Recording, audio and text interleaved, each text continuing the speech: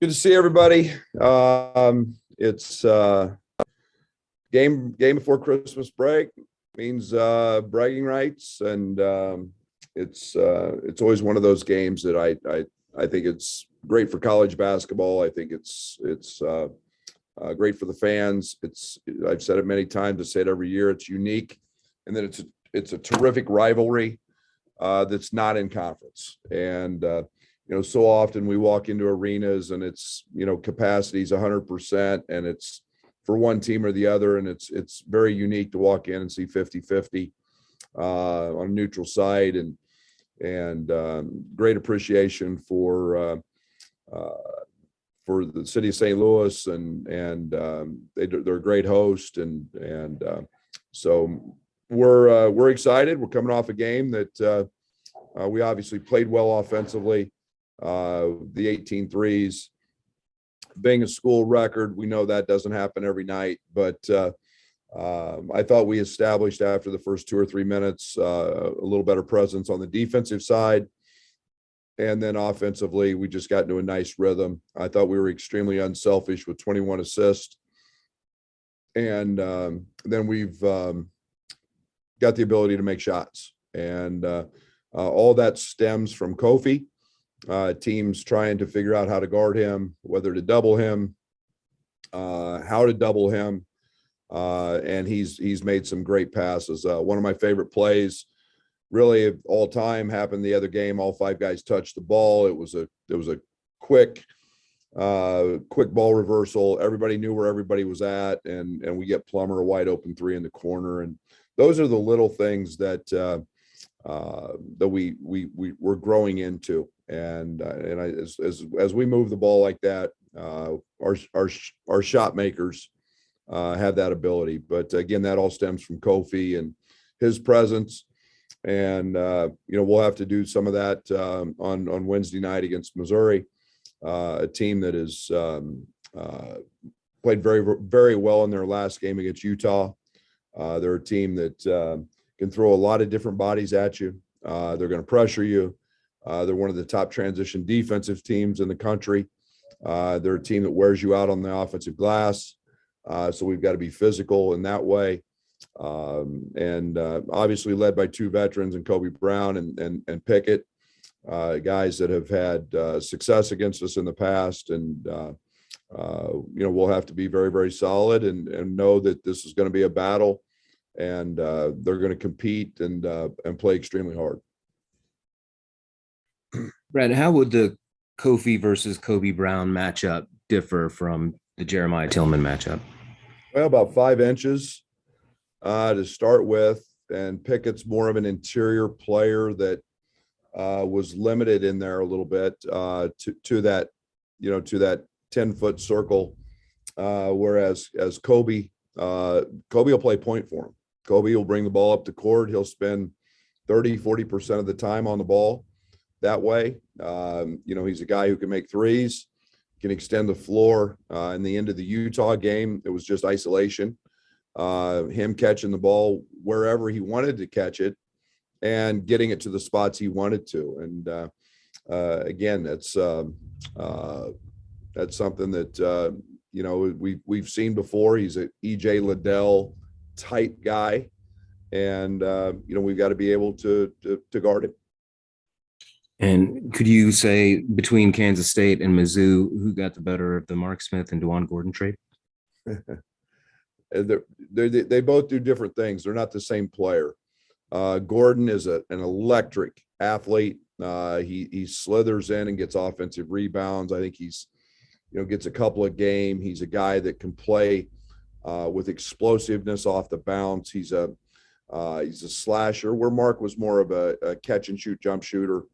So it's they're both very good players. They're both effective in what they do, and they're both impacting their teams. Thanks, Brad. Hey, Coach. Good morning. You told us in the early season that how good of a player and shooter Andre Plummer was.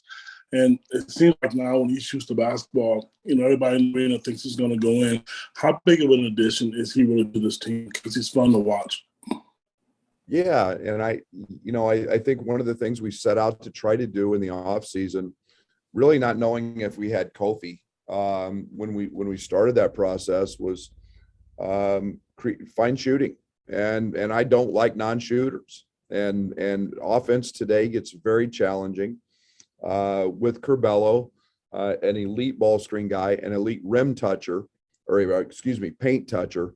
I thought it was very important to try to create as much space as possible, and you do that by finding shooters. And we thought Plummer was the best shooter in the portal. We went after him hard, as did others, and I was not afraid of his size. That doesn't bother me.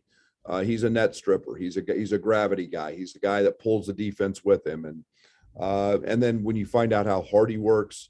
He's a guy that shoots thousands of balls a week on his own. You see why he makes a lot, but he's gotten off to a great start.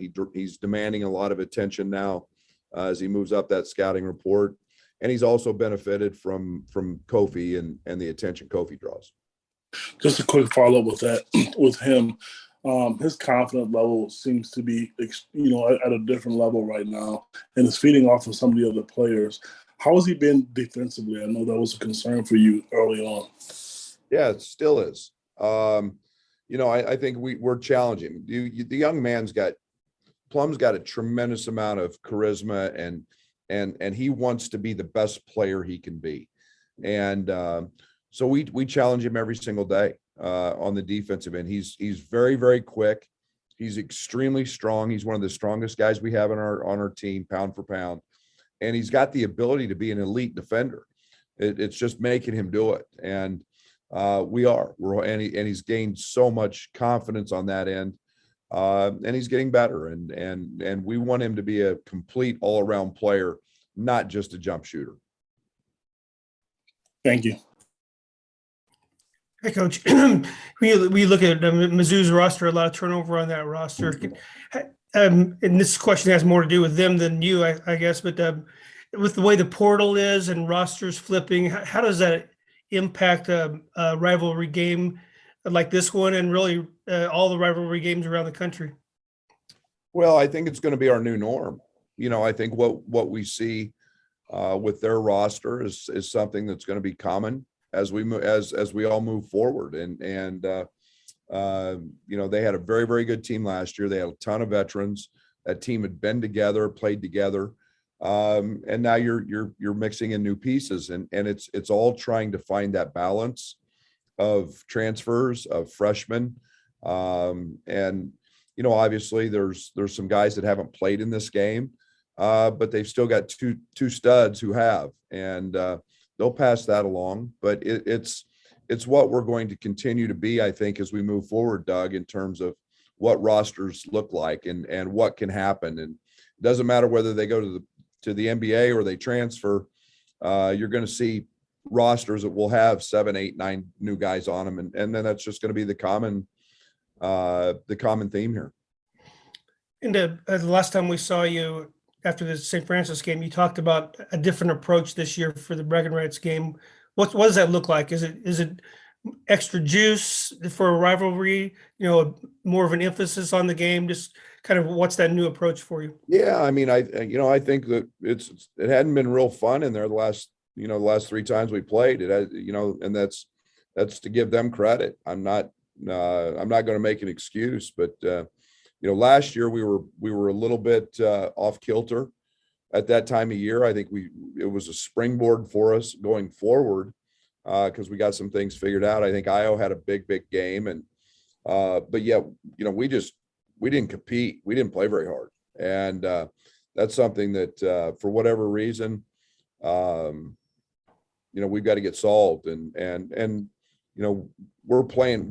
We're starting to play with more purpose, and that's the exciting thing. Thanks, Coach. Hey, Brad, it's clear your offense has kind of found this rhythm over the last 7 games, especially with Kofi and the 3-point shooters. Defensively, what's your next step as a team? Because obviously there's still teams, routinely getting 1 point plus higher points per possession on you. Yeah, we're 36th in the country. Our goal is to be a top 15 team. St. Francis was a good offensive team. I think they've led their conference in scoring 3 of the last 4 years. Their numbers coming in were great, and we held them to 0.8. That started with our ball screen defense. Our ball screen coverage was much, much better. We have been, I think we're 14th in the country, and we're doing some of the things our defense is meant to do.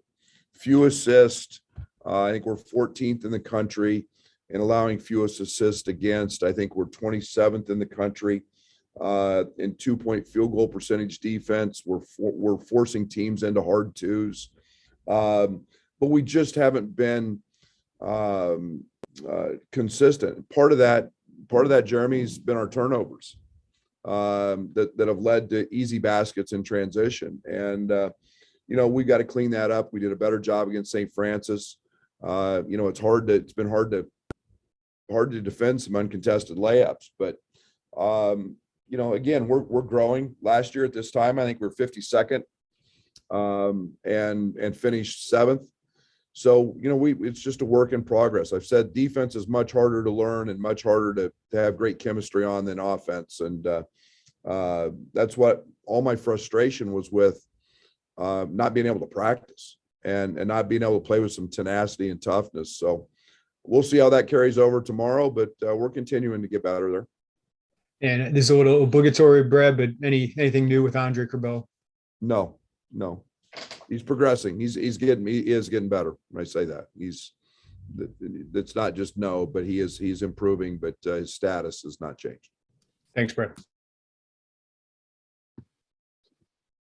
Hey, Brad, I know you were kind of talking before the Arizona game about how important it was to have games like that on campus, but is this game against Missouri, is it meant for St. Louis after last year's one-off?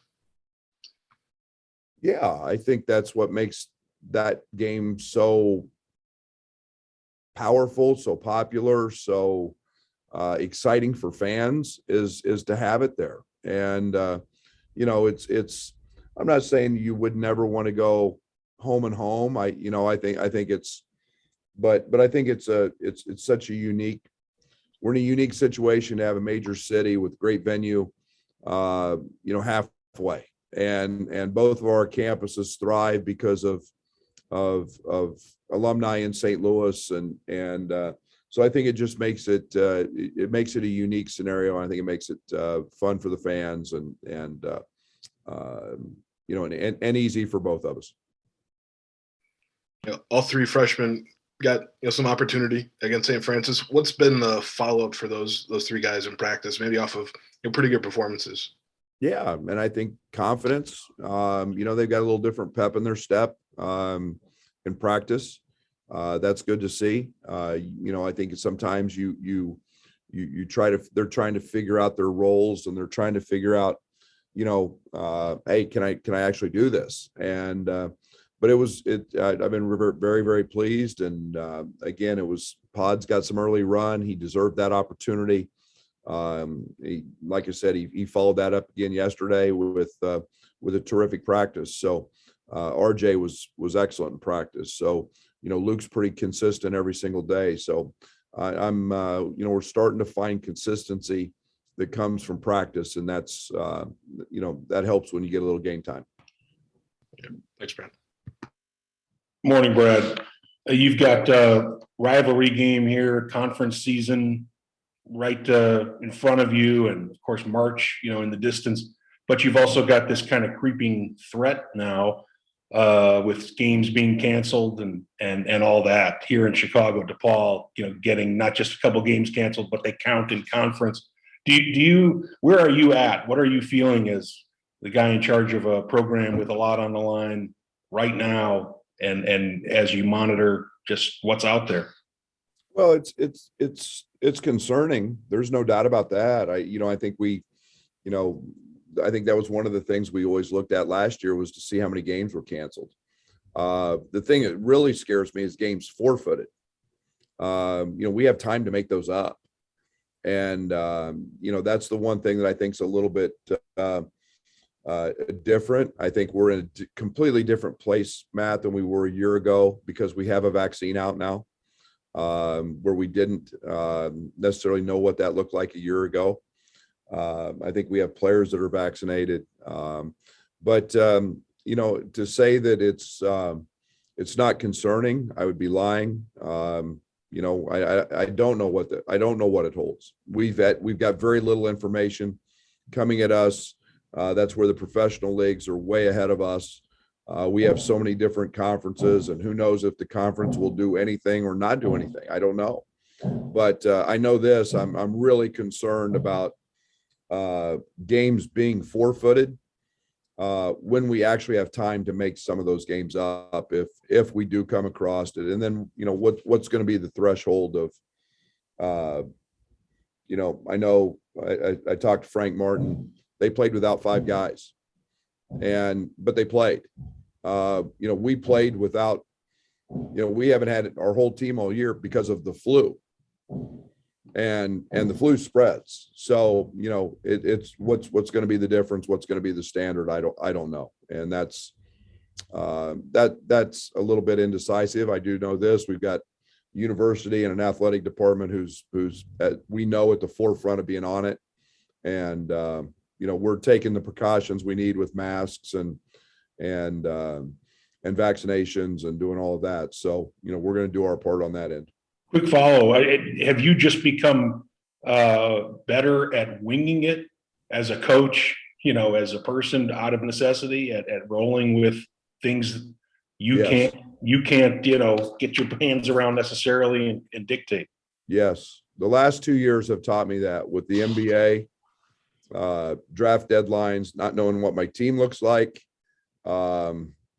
I've never been that way. I've always been a guy that's been a planner, been a guy who wanted time to think things through. So I've become very, I'm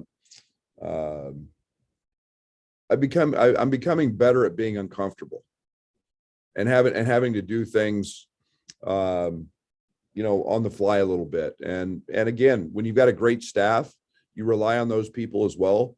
I ask a lot more questions. I want to dive into things. I want to get their opinions. But again, it's, you know, I think it's the new norm for what we are in basketball. Hey, Coach, Kofi's mentioned that this is a game that's you had to chew on over Christmas break, and it's left a sting. How have you experienced that, and can you use that as motivation going into this one and make sure it's not the same way this year? You should probably ask my wife what I've been like over Christmas the last few years. But no, you know, we've been able to find something in not playing very well in that game. And it's been kind of a springboard for us. But again, that's something that we can't have happen. I think we're in a different place. I say it all the time. Every team is different. They go through their moments at different times. We've had a very trying fall, but yet I think we're in a place where we're starting to do some things and identify roles and feel comfortable. And again, Missouri whipped our butt last year. I mean, they just whipped our butt, and that's a credit to them. They're a veteran team. They great guards and Pinson and Drew Smith and their presence, and you know, we were still, you know, we just didn't have it. We weren't there. But every year's new, and we'll hope that Christmas Days has a little more positive vibe if we play well. In a game with a lot of emotion, sometimes you think about mistakes and turnovers. Is that an emphasis in trying to clean those up, even in a game that might have a lot of extra juice? Yeah, not just for that, Derek. It's something we've obviously got to be concerned about, because it's the one thing that's hurting our defense more than anything. I love where our numbers are at defensively. But again, it's hard to control the run out turnovers and the pick sixes, if you want to give it a name. I mean, those are the things that somebody just taking our ball. I mean, it cost us the Arizona game. It cost us the Marquette game. You know, we're sitting here, you know, realistically, maybe with one loss because we were obviously very disjointed versus Cincinnati. But obviously, it's been something that we've got to control as we move forward into Big Ten play. Thanks. Brad, as a follow-up to Steve's question, do you feel like by Jan 1 there will be a policy or a plan in place if there's a team with an outbreak and here's what we do, and whether that comes from Josh or Randy or somebody from the league? I know Illinois will. Okay. You know, I feel really strongly that we're going to have some procedures in place. I know we've had some preliminary meetings as to what certain things may look like. You know, obviously, we all get concerned with guys going home for Christmas. You know, a year ago we didn't do that, and what that looks like. But again, our guys are vaxxed, so we're headed down the right path with that. But you know, I had the flu. You know, and I wasn't.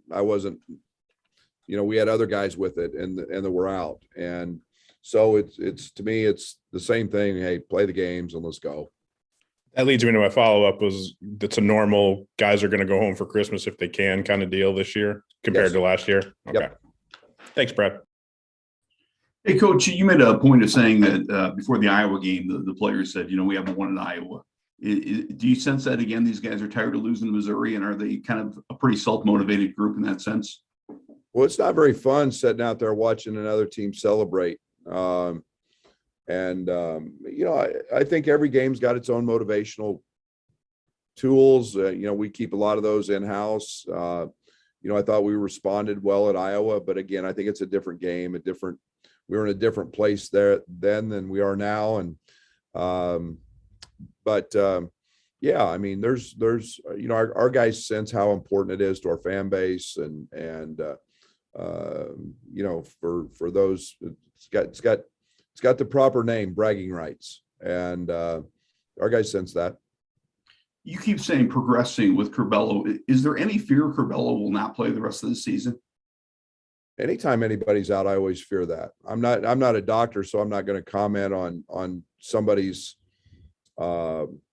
future. You know, I think we're heading in the direction that he's going to be back. But again, you know, we're never going to do anything to jeopardize him, or hurt him. But you know, I think we're in a place that I'm confident that he's going to be on the court again.